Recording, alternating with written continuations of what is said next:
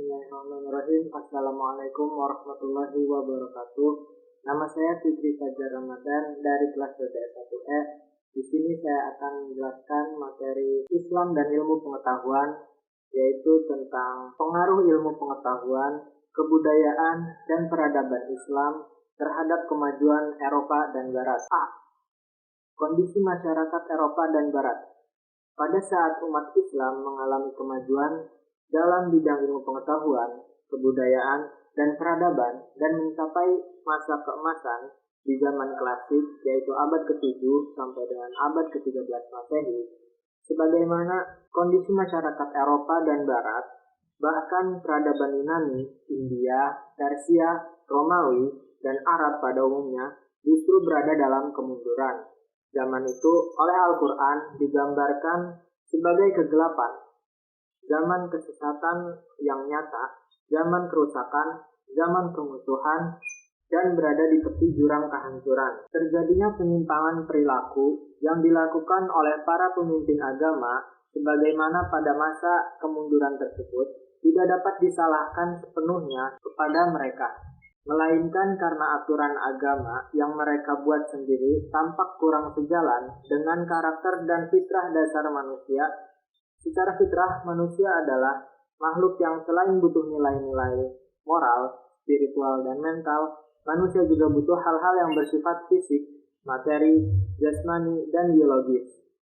Mereka diciptakan Tuhan sebagai makhluk yang butuh makan, minum, pakaian, hiburan, tema hidup, lawan jenis, hubungan biologi seksual, memanjakan diri, dan berbagai kesenangan lainnya, secara wajar dan tidak melanggar etika. Kebutuhan yang bersifat fisik, materi, jasmani, dan biologis inilah yang mereka langgar, sehingga diri mereka memberontaknya. D. Ilmu pengetahuan, kebudayaan, dan peradaban Islam yang diambil oleh Barat. Berdasarkan fakta-fakta yang ada, maka ilmu, kebudayaan, dan peradaban Islam yang diambil oleh Barat dan Eropa hampir pada semua bidang, mulai dari yang kecil hingga yang besar, yakni mulai dari bahan makanan, obat-obatan, alat-alat kecantikan, parfum, hingga pada etika, budi pekerti, dan norma kehidupan yang memperhalus perangai, penghormatan pada hak-hak asasi manusia, penghormatan pada kaum wanita, ajaran tentang keadilan, kemanusiaan, dan demokrasi, penelitian ilmiah, ilmu pengetahuan, seperti kimia, fisika, matematika, astronomi, kedokteran, farmakologi, sosiologi, pembaharuan ajaran agama Kristen, serta sastra dan kesenian. Berbagai macam ilmu pengetahuan, kebudayaan, dan peradaban Islam yang mereka ambil dan pelajari dari umat Islam ini telah mereka kembangkan lebih lanjut hingga melampaui bentuk aslinya. Melalui kegiatan kajian, penelitian, dan pengembangan, kini Eropa dan Barat telah melampaui kemajuan yang dicapai dunia Islam. Hal ini ditandai oleh beberapa hal, antara lain, pertama, Renaissance, kebangkitan kembali. Kebudayaan Yunani klasik abad ke-14 mulai dari Italia kemudian merembet ke seluruh Eropa. Kedua, gerakan pembaruan agama Kristen mulai abad ke-8 Masehi dan mencapai puncaknya pada abad ke-16 dengan para pelopornya Martin Luther, Zwingli, dan Calvin. Ketiga, rasionalisme yang dimulai dari abad ke-17 dengan tokoh-tokohnya antara lain René Descartes dan John Locke, masing-masing dari Prancis dan Inggris. Keempat, Aufklärung Enlightenment atau pencerahan yang dimulai dari abad ke-18 dengan tokoh-tokohnya Voltaire, Diderot, Baron de Montesquieu dari Prancis, J.W. Leibniz dari Jerman, dan M.C. Lomonosov dari Rusia. Keempat gerakan tersebut berpangkal dari Islam, karena kebangkitan kembali timbul dari penggalian pusat Yunani oleh Islam berupa filsafat dan ilmu pengetahuan. Bukan hanya karya-karya Yunani itu saja yang telah berpengaruh, melainkan juga ulasan-ulasan, tafsiran-tafsiran, dan tambahan-tambahan yang ditulis oleh filsuf-filsuf dan sarjana-sarjana muslim. Namun sayang, Nilai ajaran tauhid, universalisme, adil, moderat atau keseimbangan, dan akhlak mulia yang mendasari ilmu, kebudayaan, dan peradaban Islam yang mereka ambil itu telah mereka buang. Semua itu tidak mereka dasarkan pada nilai ajaran Islam tersebut, melainkan semata-mata bersifat antroposentris dan humanistis. Akibat dari keadaan demikian, maka ilmu pengetahuan, budayaan, dan peradaban Barat telah menimbulkan Renaissance di Eropa dan Barat. Namun Renaissance tersebut telah melahirkan humanisme. Humanisme melahirkan individualisme, individualisme melahirkan liberalisme, liberalisme melahirkan kapitalisme, serta kapitalisme melahirkan sekularisme. C. Berbagai saluran masuknya ilmu, kebudayaan, dan peradaban Islam ke Eropa dan Barat. Sumber-sumber sejarah menginformasikan tentang berbagai saluran masuknya ilmu pengetahuan, kebudayaan, dan peradaban Islam ke Eropa dan Barat, antara lain melalui penerjemahan, perang salib, dan belajar. 1. Melalui penerjemahan. Kegiatan penerjemahan adalah merupakan salah satu andalan yang digunakan oleh berbagai bangsa di dunia yang ingin mengambil ilmu dari bangsa lain. Ilmu pengetahuan, kebudayaan, dan peradaban Islam yang pernah mengalami kemajuan pada awalnya juga berasal dari kegiatan penerjemahan. Khalifah Khalid Ibnu Yazid Ibnu Muawiyah misalnya adalah seseorang yang mempunyai perhatian besar terhadap ilmu pengetahuan. Ia mengkaji ilmu kedokteran, kimia, astronomi, serta giat mencari dan mengumpulkan kitab-kitab ilmu pengetahuan dari Iskandaria dan sekitarnya. Ia mendatangkan Marianus, seorang sarjana kimia dari Iskandaria, untuk mengajarkan kimia. Setelah itu, beliau mengangkat pula ahli-ahli penerjemah untuk menerjemahkan kitab ilmu pengetahuan Mesir dan Yunani. Karena jasanya, Istana Khalifah di Damsyik menjadi pusat ilmu pengetahuan pada masanya itu. Selanjutnya, pada masa pemerintahan Khalifah Abu Ja'far al-Mansur pada tahun 136 sampai 158 Hijriah, didirikan lembaga pengkajian ilmu pengetahuan. Di antara pekerjaan lembaga pengkajian itu adalah menerjemahkan kitab-kitab pengetahuan dari bahasa Syriani, Yunani, Hindi, Persia, dan bahasa lainnya. Sebagian dari kitab-kitab yang diterjemahkan itu berisi ilmu kedokteran, dan di antara penerjemahnya yaitu Girgis Bukhtisyu. Ia banyak menerjemahkan kitab-kitab berbahasa Syriani dan Yunani ke dalam bahasa Arab. Selain itu, ada pula nama Sargis Risi Aina yang membawa ilmu kedokteran Yunani ke Suriah. Ia banyak sekali menyalin, menyadur, maupun menerjemahkan kitab-kitab kedokteran Yunani ke dalam bahasa Syriani yang serumpun dengan bahasa Arab. Kemudian kitab-kitab kedokteran Yunani itu dipindahkan oleh Girgis Bukhtisyu ke dalam bahasa Arab.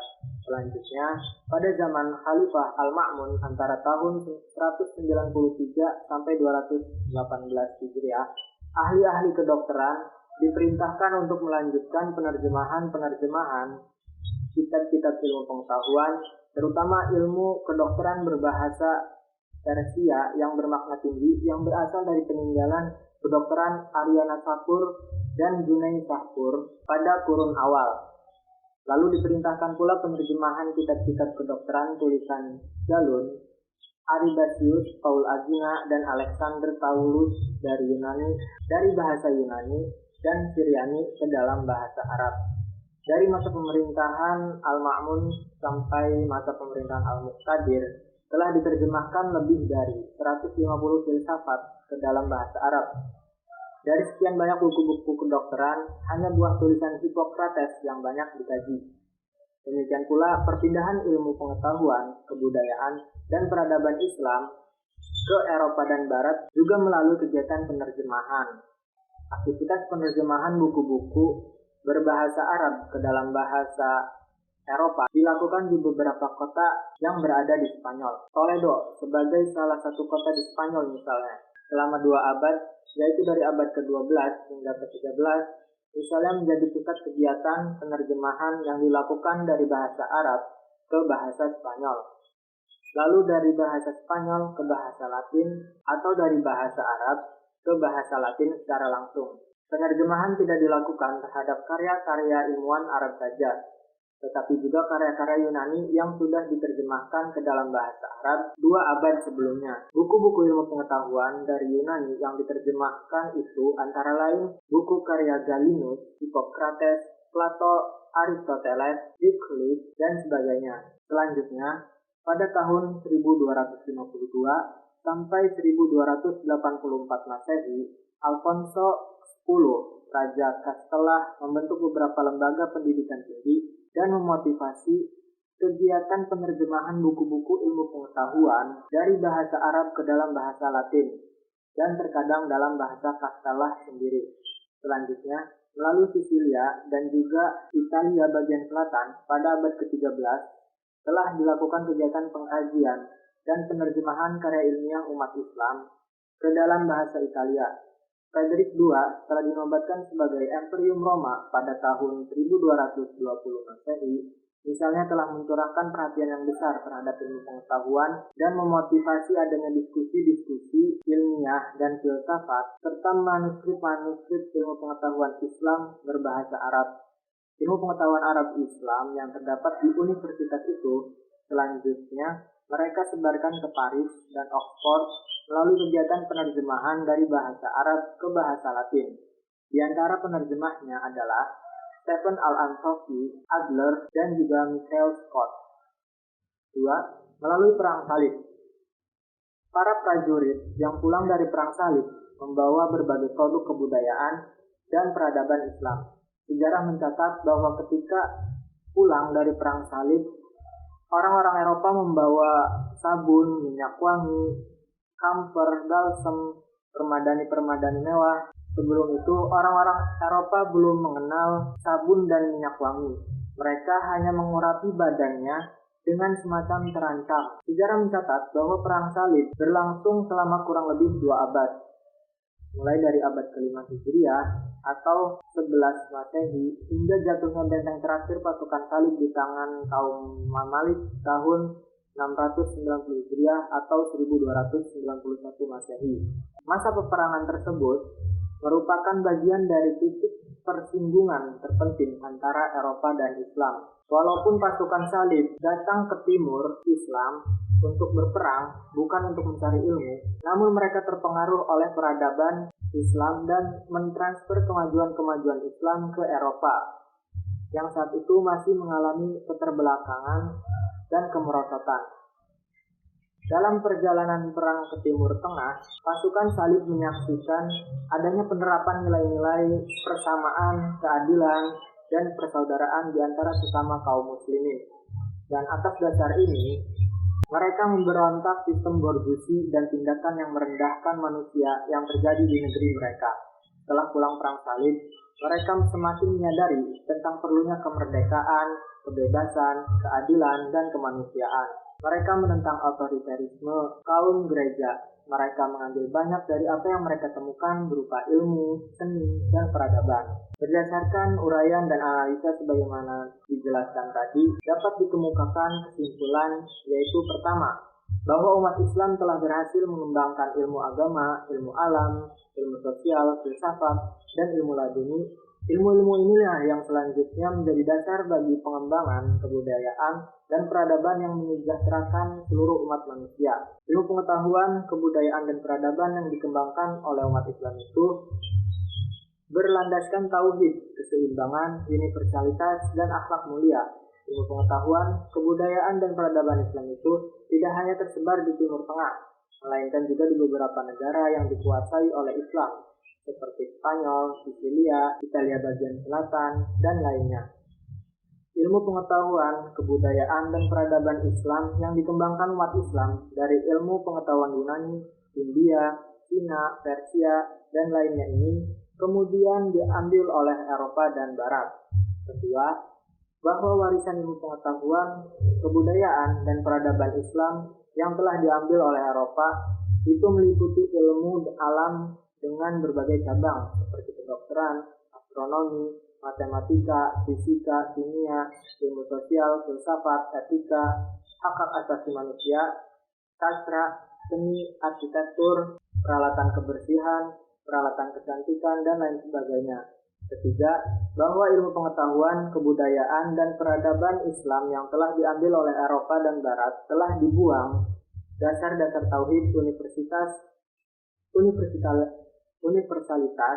akhlak, dan keseimbangannya, sehingga ilmu pengetahuan, kebudayaan, dan peradaban Islam tersebut bersifat semata-mata kepada manusia, yakni bercorak sekularitas, rasionalistik, dan liberalistik. Dengan ilmu pengetahuan, kebudayaan, dan peradaban Islam tersebut, Eropa dan Barat mengalami kemajuan secara fisik, namun mundur dan rapuh dalam bidang moral, etika, dan akhlak yang bersumber kepada keimanan.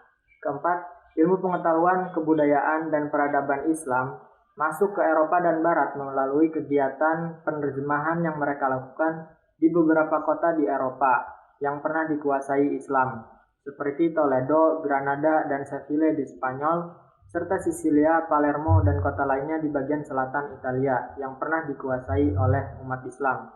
Selain itu, perpindahan ilmu pengetahuan, kebudayaan, dan peradaban Islam juga terjadi melalui prajurit yang pulang dari Perang Salib.